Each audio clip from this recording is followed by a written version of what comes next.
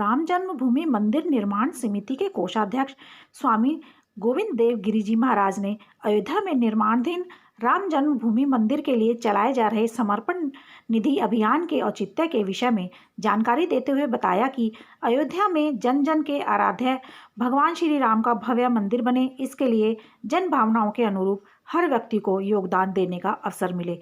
इसके लिए समर्पण निधि अभियान देश भर में चलाया जा रहा है, जिसमें अब तक 230 करोड़ रुपया एकत्र हो चुका है। उन्होंने कहा कि इस अभियान के अंतर्गत 10, 100 और 1000 रुपये की रसीदें छपवाई गई हैं, जिससे गरीब से गरीब आदमी भी अपनी श्रद्धा भाव के साथ राम मंदिर निर्माण में अपना योगदान दे सके और उन्होंने यह भी अनुभूति हो कि राम मंदिर के निर्माण में एक ईंट मेरी भी लगी है।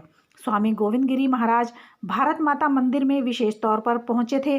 उन्होंने कहा कि अयोध्या में भव्य राम मंदिर बन रहा है, जो कि मोदी और योगी सरकार का ड्रीम प्रोजेक्ट है और उन्होंने अयोध्या विश्व प्रसिद्ध तीर्थ नगरी के रूप में स्थापित होगी। उन्होंने कहा कि राम मंदिर जन आकांक्षाओं की अभिव्यक्ति है। इसके लिए किसी एक धनाढ्य व्यक्ति की जागीर न बनाकर जन जन का इसमें सहयोग लिया जा रहा है। यही समर्पण निधि का मुख्य उद्देश्य है। भारत माता मंदिर के कार्यकारी अध्यक्ष एवं राम जन्मभूमि के निर्माण समिति के कोषाध्यक्ष स्वामी गोविंद देव गिरी इन दिनों भारत माता मंदिर में आए हुए थे। इस अवसर पर भारत माता मंदिर के श्री महंत ललितानंद गिरी, भारत माता मंदिर समन्वय सेवा ट्रस्ट के मुख्य प्रबंध न्यासी ID शर्मा शास्त्री उपस्थित रहे।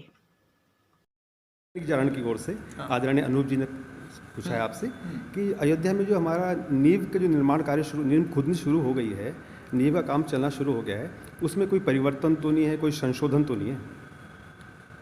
आरंभ में हम लोगों ने L&T के माध्यम से वहाँ पर सीमेंट की पाइल्स का आरंभ किया था, लेकिन बाद में ध्यान में ये आया कि यह काम स्थायी नहीं होगा और इसलिए IIT Roorkee, IIT Delhi, IIT Guwahati, IIT सूरत, IIT हैदराबाद और IIT मुंबई, इन सब के विशेषज्ञों ने मिल करके हम लोगों को जो सुझाव दिए, उनके सुझावों में जो 2 सुझाव थे उनमें से एक विकल्प का स्वीकार करके हमने वहाँ पर खुदाई आरंभ की है और अब हमारे सामने किसी प्रकार का कोई व्यवधान नहीं है। जल्दी यह काम आरंभ, जो नींव का काम तो आरंभ हो चुका है, मंदिर का काम भी आरंभ हो जाएगा। एक जैन स्थानक में जा रहा था, एक महात्मा के दर्शन के लिए। बाहर एक फलों को बेचने वाला ठेले वाला, उसने मेरे पास आकर के 100 रुपये दिए और कहा, महाराज अयोध्या के राम जी के लिए मैं इतनी सेवा करना चाहता हूँ। ये जो सामान्य लोग हैं उनके भीतर जो ये भाव है, उस भाव का हम मूल्यांकन बहुत अधिक करते हैं और इसलिए हम राम जी के मंदिर को सबका मंदिर बनाना चाहते हैं। सब लोगों को उस मंदिर के लिए एक आत्मीयता निर्माण हो कि इस भव्य मंदिर में मेरा भी कुछ योगदान, मेरी भी कुछ सेवा स्वीकार की गई है और इसी दृष्टि से हम लोगों ने इतना व्यापक संपर्क किया। श्री राम जन्मभूमि तीर्थ क्षेत्र इस न्यास का गठन अयोध्या जी में जन्मभूमि के स्थान पर मंदिर के निर्माण के लिए हुआ। मंदिर अथवा कुछ भी बड़ा कार्य जब आगे बढ़ाना होता है तो उसके लिए कोष की आवश्यकता तो होती ही है। इस कोष को कैसे निर्माण किया जाए, यह हम लोगों में मंथन हुआ और हम लोगों ने ये सोचा कि हमें हमारे देश की जनता के लिए गांवों तक हम पहुँचे और कम से कम 11 करोड़ परिवारों तक पहुँचे और उनसे धनराशि एकत्रित की जाए। अब यह योजना तो बनी, कभी कभी लोगों के मन में भी ये प्रश्न आता है और पूछा भी जाता है कि इसी प्रकार योजना बनाने का क्या उद्देश्य है। सही बात तो यह है कि देश के चुने हुए कॉरपोरेट परिवारों से भी हम लोग आवश्यक धनराशि प्राप्त कर सकते हैं, किंतु हम लोगों की भावना यह है कि यह मंदिर कुछ कॉरपोरेट धनाढ्य परिवारों का न रह जाए।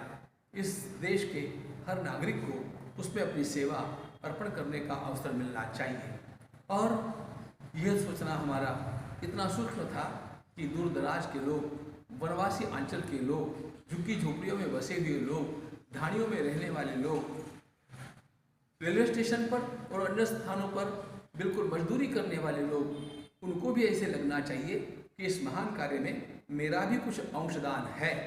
उन्हें ये मंदिर अपना लगना चाहिए, क्योंकि भगवान श्री राम सबके रहे हैं और भगवान श्री राम के प्रति सबकी श्रद्धा है।